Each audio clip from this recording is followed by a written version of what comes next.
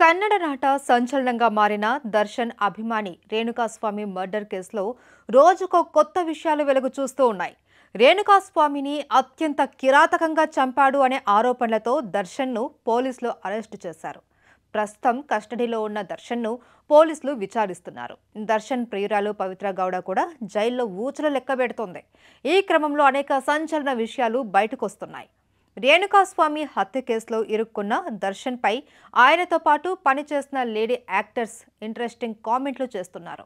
ఈ మధ్య హీరోయిన్ సంజన గల్రాని దర్శన్ ప్రవర్తన గురించి చెప్పగా తాజాగా నటి అనుషారాయ్ దర్శన్ ఇతరులతో ఎలా ఉంటాడో చెప్పుకొచ్చింది. హత్య కేసులో దర్శన్ అరెస్టు కావడం ఇప్పటికీ నమ్మలేకపోతున్నట్టు చెప్పింది. కాకపోతే ఆయనకు అప్పుడప్పుడు కోప్పడటం లాంటి సమస్య తీవ్రంగా ఉంటుందట. దీంతో అందరూ చాలా జాగ్రత్తగా మాట్లాడతారు అని అనుషారాయ్ చెప్పింది. దర్శన్ పై కోపం ఉంటే ఏమైనా అనుకోండి, కానీ ఆయన భార్య కొడుకుని మాత్రం తిట్టడం కరెక్ట్ కాదని అనుషారాయ్ చెప్పుకొచ్చింది. రేణుకాస్వామి హత్య సంఘటనకు సంబంధించి ఇప్పటి వరకు 17 మందిని అరెస్టు చేయగా 28 ప్రదేశాల్లో వారిని విచారించిన అధికారులు 139కి పైగా సాక్ష్యాలు సేకరించారు. ఈ సంఘటనతో నేరుగా సంబంధం లేకపోయినా నిందితులకు కొందరు సహాయపడేందుకు ప్రయత్నించినట్టు తేలింది. సాక్ష్యాధారాలను నాశనం చేయడానికి రహస్యంగా సహకరించారు అని కొందరిపై పోలీసులు అనుమానం వ్యక్తం చేస్తున్నారు. దీనికి సంబంధించి దర్శన్తో పాటు పలువురిని తీవ్రంగా విచారిస్తున్నారు.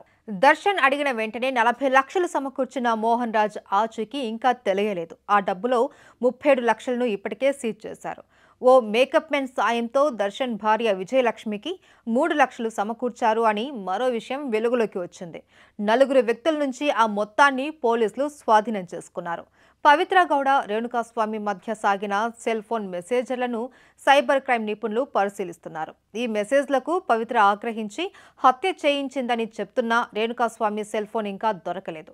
ఆయన్ను ఎలా హతమార్చింది, మరో నిందితుడు వినయ్ తన సెల్ ఫోన్లో నిక్షిప్తం చేశాడు అని అనుమానిస్తున్న ఆ వివరాలపై అధికారులు ఇంకా క్లారిటీ రాలేకపోయారు. ప్రస్తుతం పవిత్ర గౌడ్ను పరప్పన అగ్రహార జైలుకు తరలించారు. ఆమెకు విచారణ ఖైదీ సంఖ్య 6024ను అధికారులు కేటాయించారు.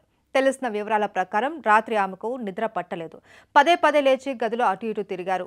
ఆమెతో పాటు 9 మందిని ఏసీఎంఎం న్యాయస్థానం 14 రోజుల పాటు జ్యుడిషియల్ కస్టడీకి ఇచ్చింది. విలాసవంతమైన జీవితాన్ని గడుపుతున్న పవిత్ర కారాగారం గదిలో ఒంటరిగా మారారు. రేణుకాస్వామి మర్డర్ కేసులో A1 నిందితురాలు. ఆమె ఆదేశాలతోనే మిగిలిన వారు రేణుకాస్వామిపై దాడి చేసి చంపారు అనేది అభియోగం.